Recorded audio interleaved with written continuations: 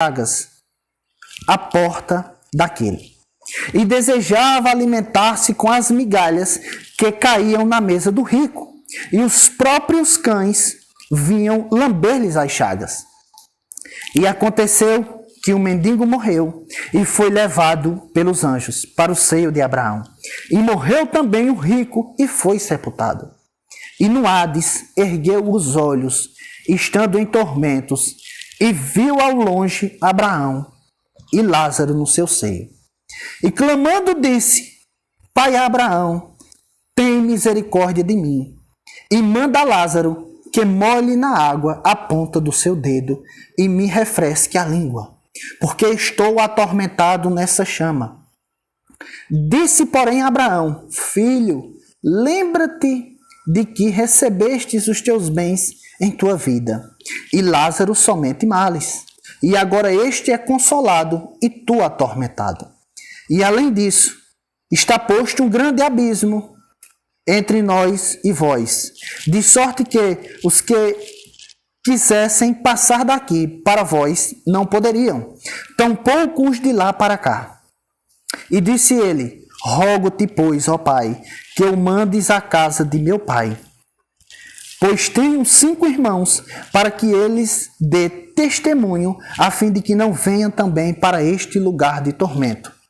Disse-lhe Abraão: Tem Moisés e os profetas, ouçam-nos. E disse-lhe ele: Não, pai Abraão, mas se algum dos mortos fosse ter com eles, arrepender-se-iam.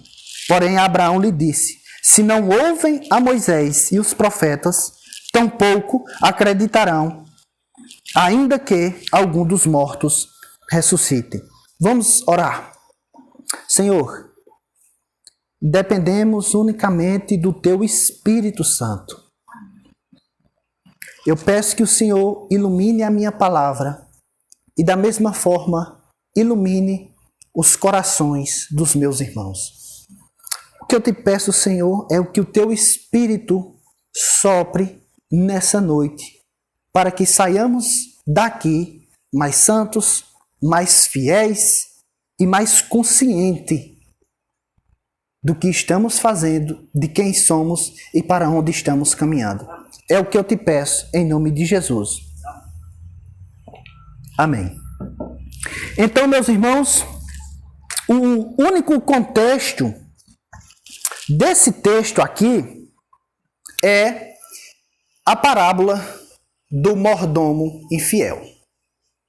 Então, Jesus estava discursando sobre esse mordomo que nós acabamos de ouvir, e no final é interessante que tanto Jesus quanto o dono dos negócios, no fim da parábola, elogiam alguém que age com completa injustiça. E o significado dessa parábola é bem simples. O mordomo era uma pessoa soberba, porque tinha vergonha de mendigar, e era uma pessoa, até certo ponto, preguiçosa, porque não queria nem pedir esmolas. E aí ele tem uma ideia de pegar todos os negócios do seu senhor e começar a negociar. A um devia 100, ele pegava 50 e dizia, vai. A um devia 80 e ele mandava 50.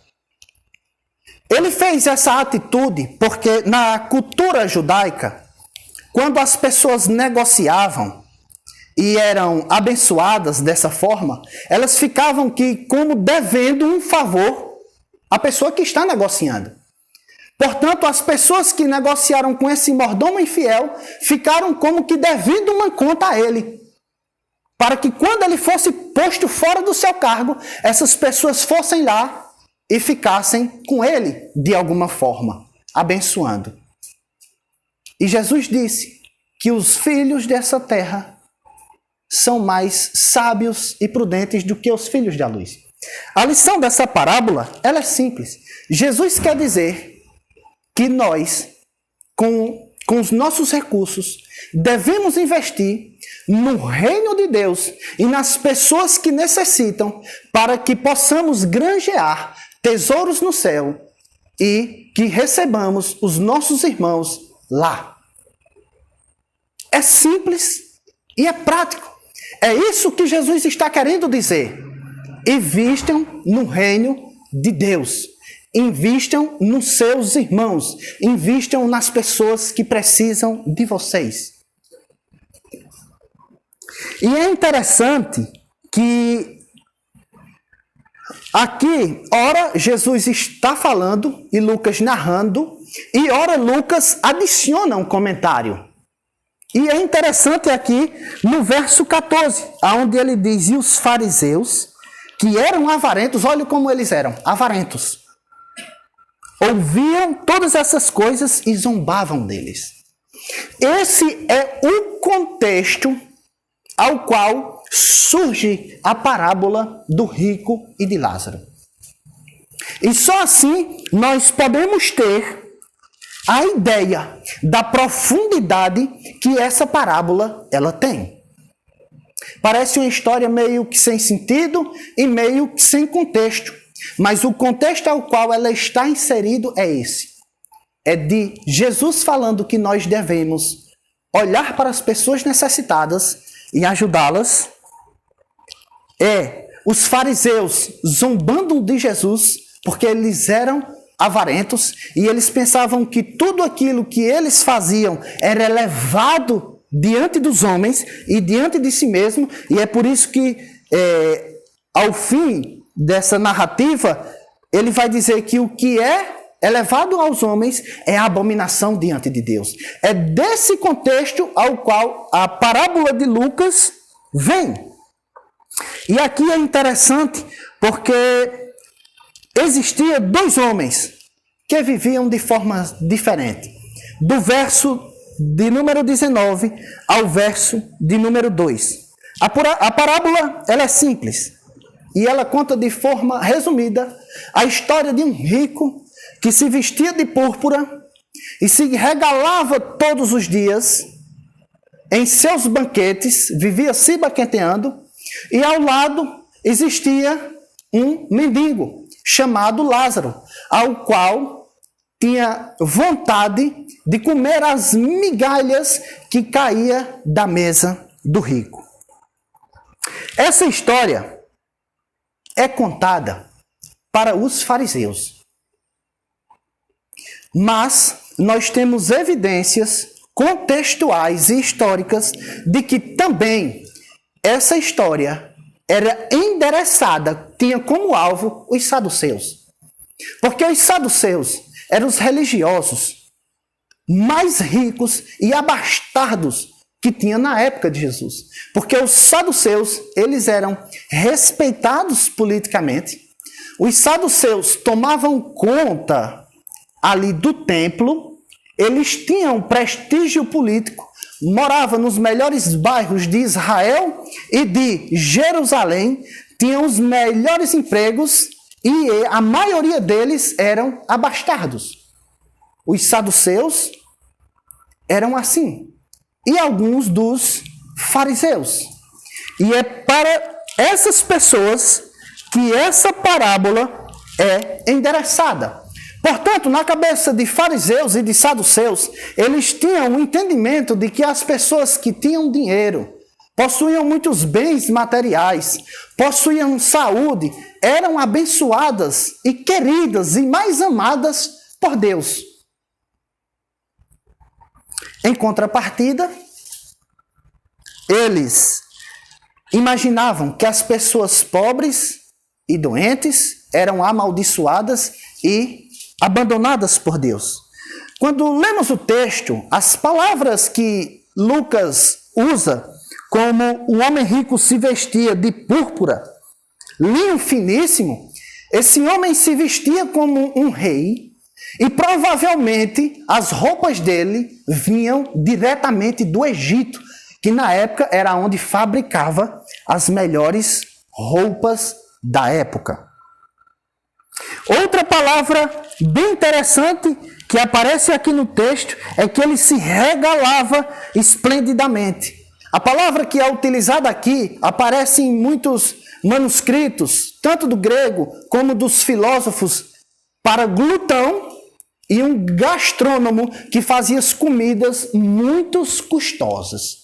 Portanto, todo o contexto dessa parábola fala sobre um homem que se veste como um rei, fala de um homem que come do bom e do melhor todos os dias, regaladamente, e que sua vida era simplesmente para se satisfazer os seus desejos, as suas vontades e os seus ideais. Era isso que o rico dessa parábola fazia.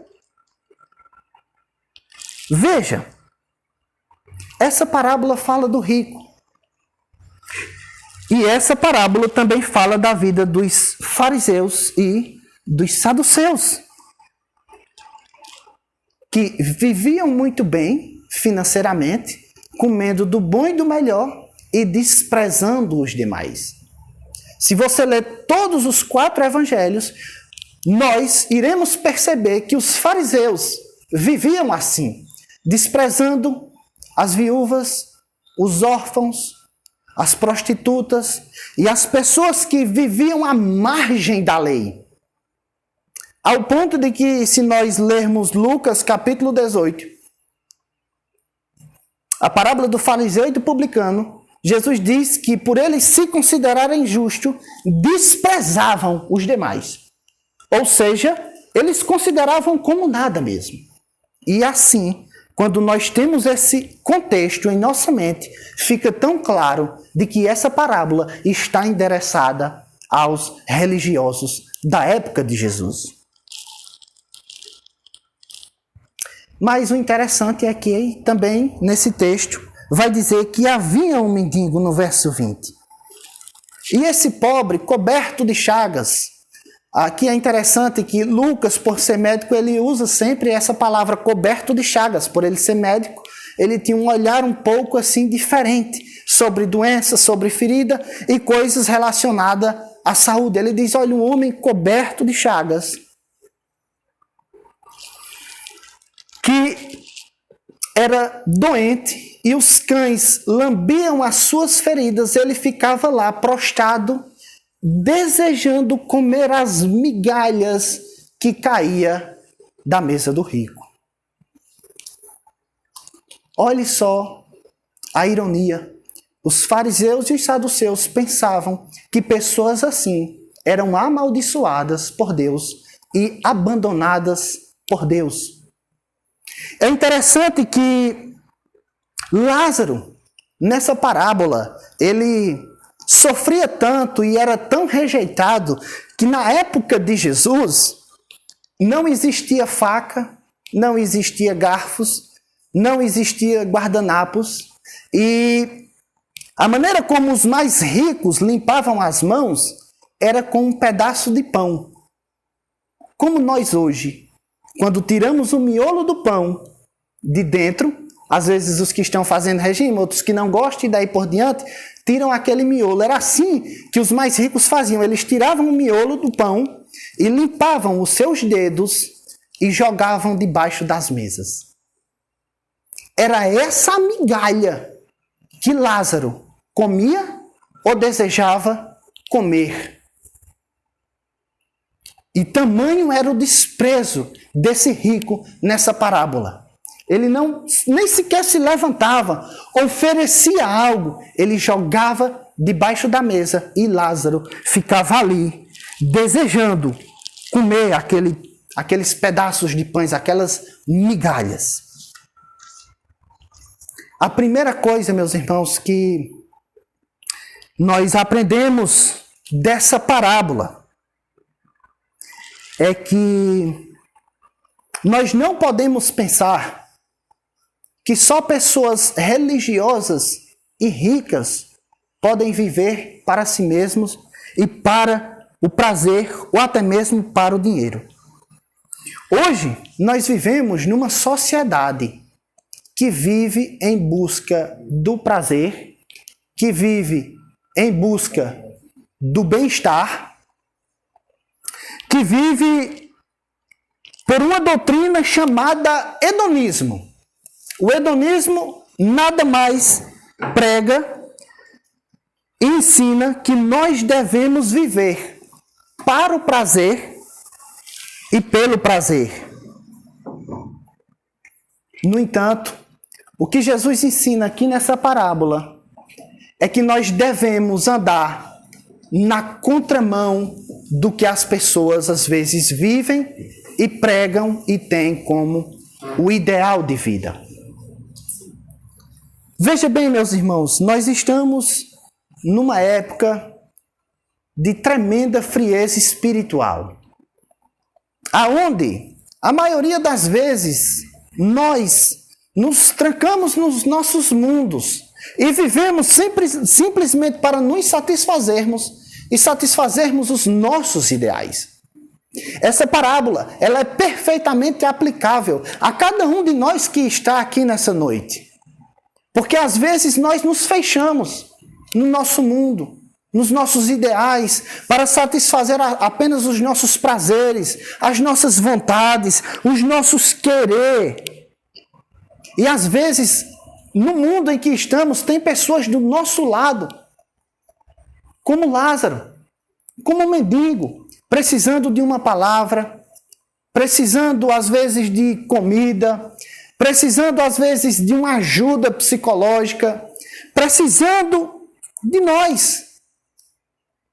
E às vezes estamos como rico, vivendo regaladamente, comendo, banqueteando-se, esquecendo dos que estão ao nosso lado. Então que sirva de profunda reflexão para que nós não venhamos a viver como esse rico, porque é perfeitamente possível. Todos nós somos em potencial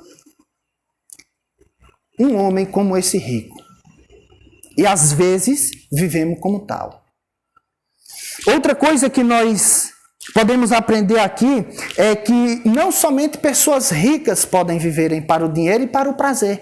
Pessoas da classe média, da classe baixa e até as pessoas que estão abaixo da pobreza também podem viver perfeitamente para os prazeres, como bebida, como drogas, como prostituição e daí por diante. Todos nós podemos viver para o prazer. Isso aqui independe da raça, da cor, da classe social ou do que quer que seja. Essa parábola, ela é aplicável a qualquer pessoa do mundo. Seja religioso ou não, seja rico ou não, nós podemos, sendo ricos ou pobres, viver como o rico, desprezando os demais e vivendo simplesmente para os nossos prazeres.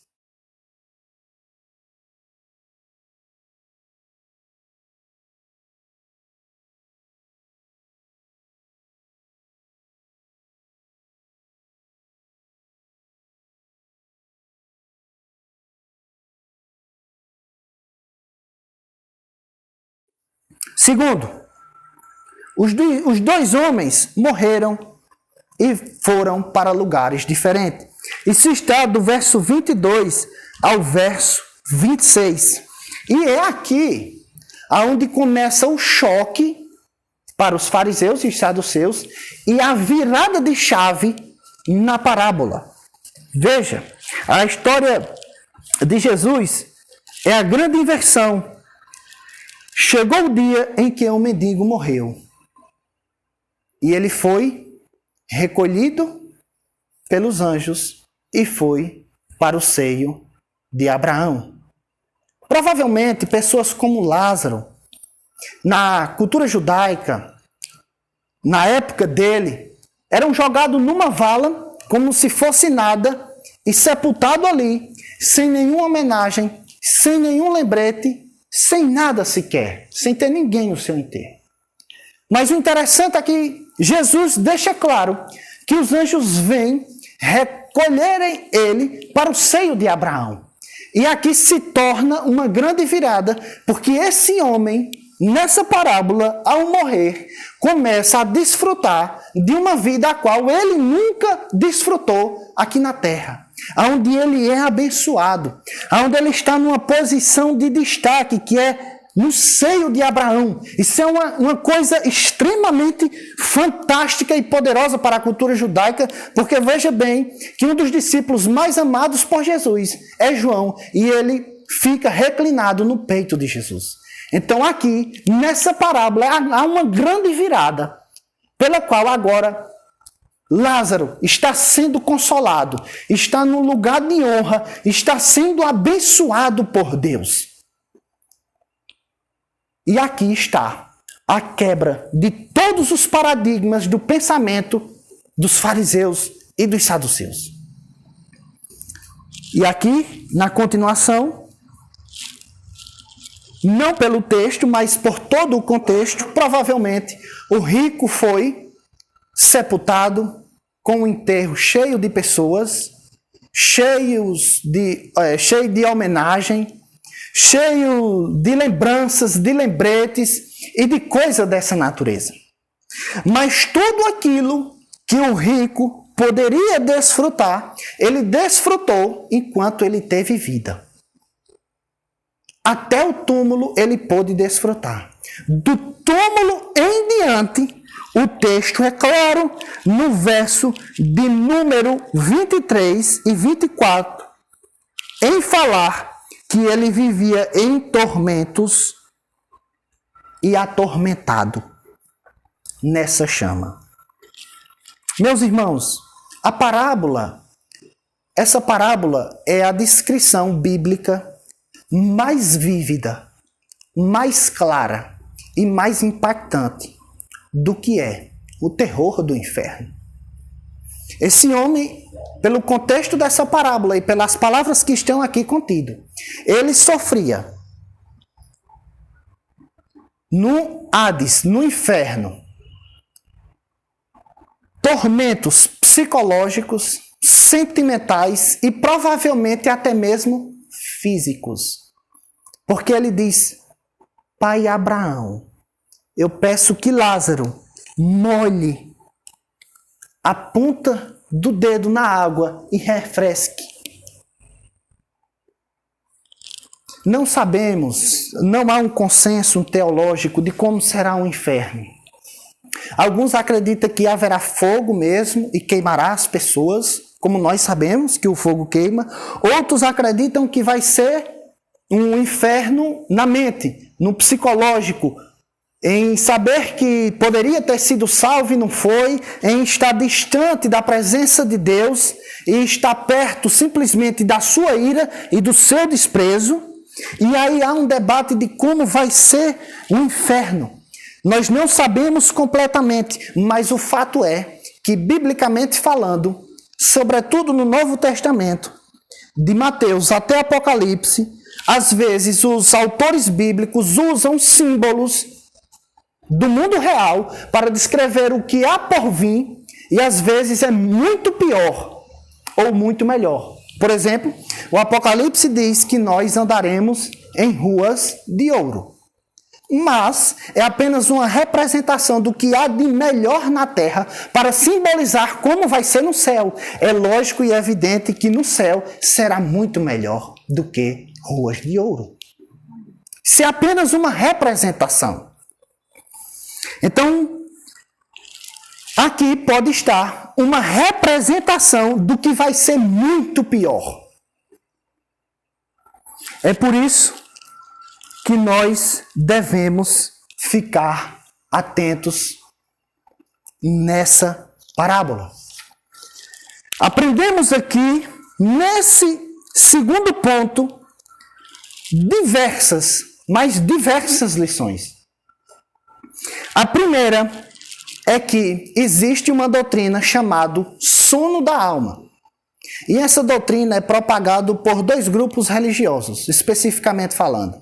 É as Testemunhas de Jeová e o Adventismo do Sétimo Dia. Esses dois grupos religiosos, eles dizem que quando um homem morre, a sua alma ou o seu espírito, ou os dois, ficam dormindo. ou simplesmente apaga e para de existir. É como alguns escritos do Adventismo tratam a questão. Mas nós podemos ver com toda clareza do mundo que aqui, quando as pessoas morrem, elas já vão ou para um lugar de descanso ou para um lugar de tormento.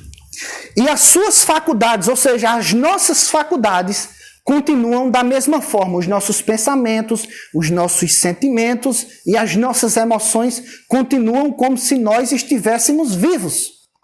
Nós continuamos conscientes de si mesmo.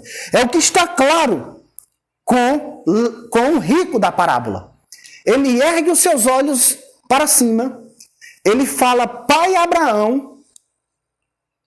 Ele tem consciência de quem ele é, ele tem consciência de quem Abraão é, e ele tem consciência de quem Lázaro é. Portanto, é lógico e é evidente que, por mais que seja uma parábola, representa muita coisa. E representa o fato de que as pessoas continuam com suas faculdades perfeitamente ligadas e atentas, sabendo do que fizeram. E sabendo se estão no tormento ou se estão no consolo. Segunda, a Igreja Católica tem uma doutrina chamada purgatório, que é uma antessala do inferno para as pessoas que não foram salvas. Então, eles acreditam que pessoas que estão no purgatório, se você fazer intercessões por ela, e se você fazer vários outros rituais, essa pessoa sai do purgatório e irá para o céu.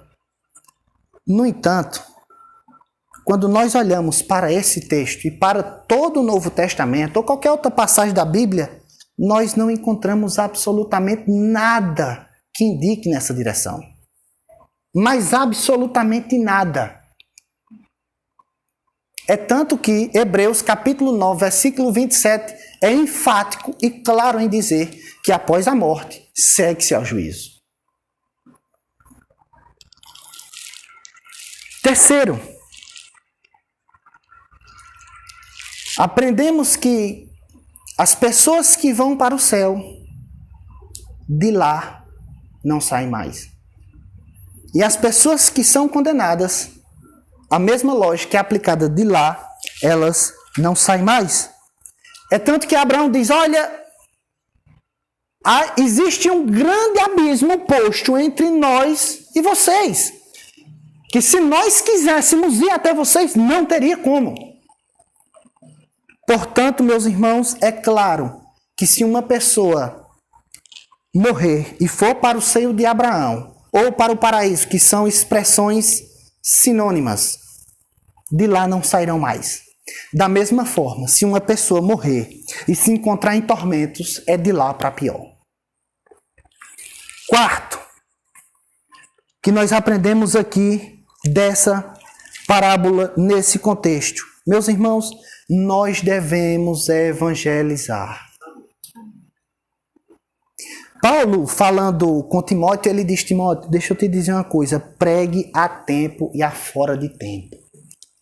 Então é missão nossa, dada por Jesus, que nós devemos ir, fazer discípulo de todas as nações, ir por todo mundo e pregar o Evangelho. É nossa a missão de pregar o Evangelho para as pessoas que estão ao nosso alcance, para os nossos pais, para as nossas mães, para os nossos tios, familiares, para a nossa rua, para o nosso bairro. É a nossa missão. Sabendo de uma realidade tão dura e tão terrível, é a nossa missão pregar o Evangelho. Só nós temos essa autoridade concedida por Jesus. Pregue o Evangelho. Pregue o Evangelho.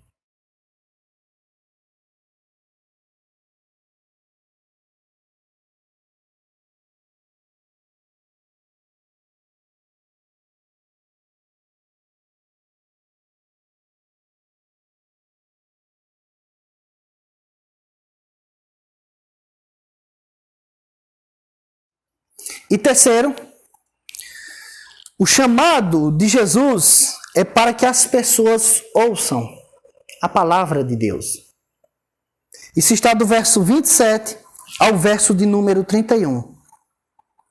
A parábola, ela é tão claramente direcionada para os religiosos aqui,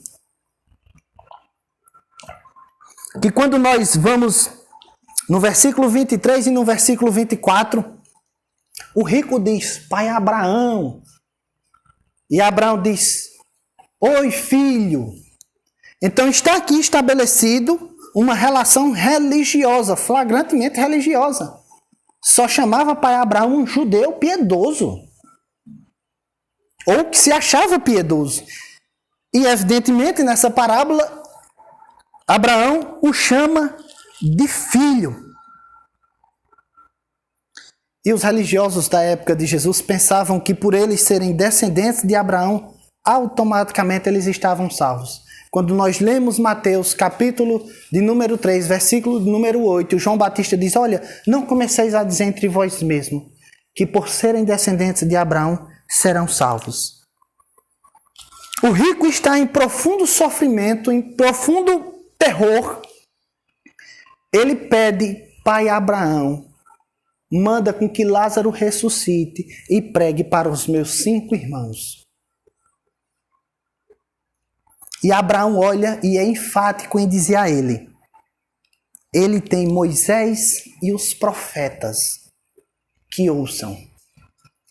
Veja, a palavra Moisés e os profetas era designada, como é designado em Mateus capítulo 24, para mostrar o Antigo Testamento como um todo. Moisés representava os 5 primeiros livros da Bíblia, a Torá, e os profetas, os demais. Então, o que nada mais Jesus está dizendo, e o que Abraão está dizendo nessa parábola narrada aqui por Jesus, é que eles leiam os 39 livros do Antigo Testamento com entendimento e obedeçam e façam tudo aquilo que a lei já manda.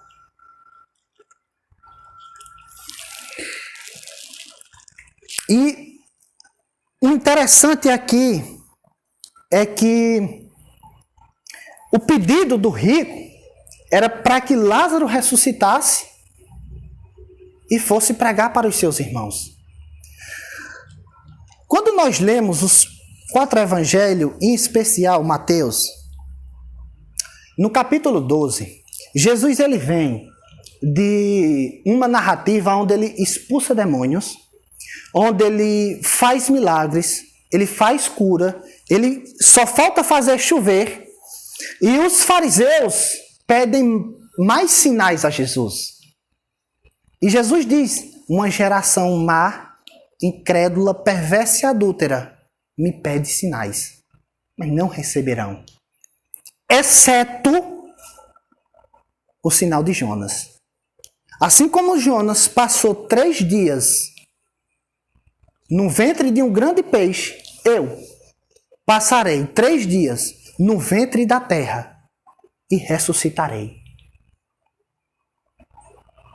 E é interessante notar que quando Jesus ressuscita, ao invés desses mesmos religiosos que pediam sinais de Jesus crerem em Jesus, sabe o que acontece?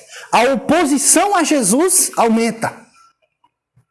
Pois eles, os religiosos da época, os sacerdotes, os mestres, eles subornam os guardas e digam que os seus discípulos, os discípulos de Jesus, roubaram o corpo.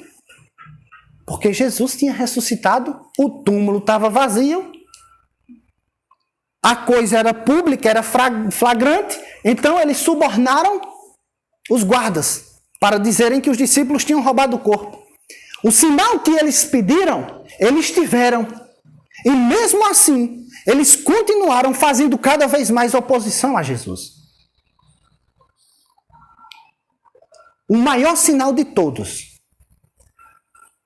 eles tiveram uma ressurreição, o sinal dos sinais. E mesmo assim eles continuaram dessa forma. E é interessante que ainda dentro desse contexto, no capítulo 11 de João, Jesus ressuscita Lázaro diante de uma tumba, onde estava repleto de pessoas. E as pessoas foram para os fariseus, para os saduceus, para os líderes religiosos da época de Jesus. Nós podemos ver do versículo 40, do capítulo 11, até o 57. Eles dizem, olha, realmente Lázaro ressuscitou. Nós estávamos lá e vimos. O que foi que os fariseus fizeram? Começaram a partir daquele dia, aumentar a trama para matar Jesus.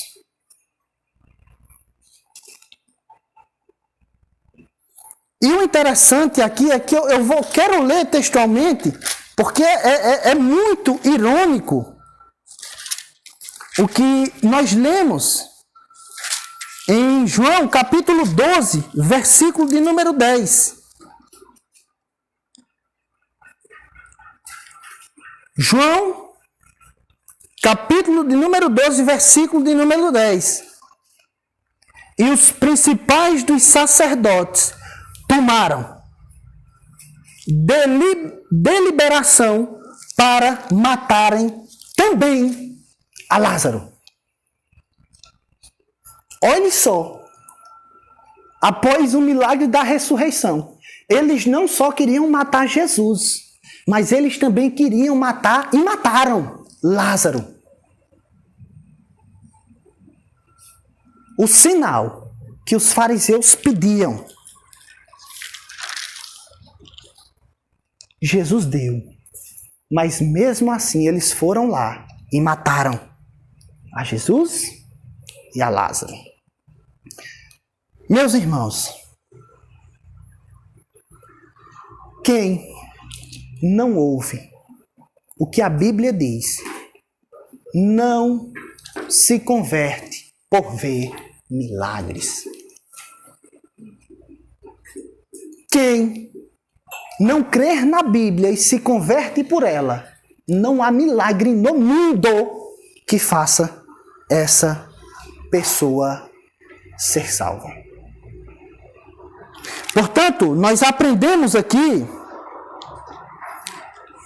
uma das maiores lições dessa parábola, que é a suficiência das Escrituras. As Escrituras é um manual que deve reger toda a nossa vida. O clamor de Jesus aqui nessa parábola é que ouçam as Escrituras, leiam com entendimento, obedeçam o que ela está dizendo. É esse o clamor de Jesus aqui nessa parábola.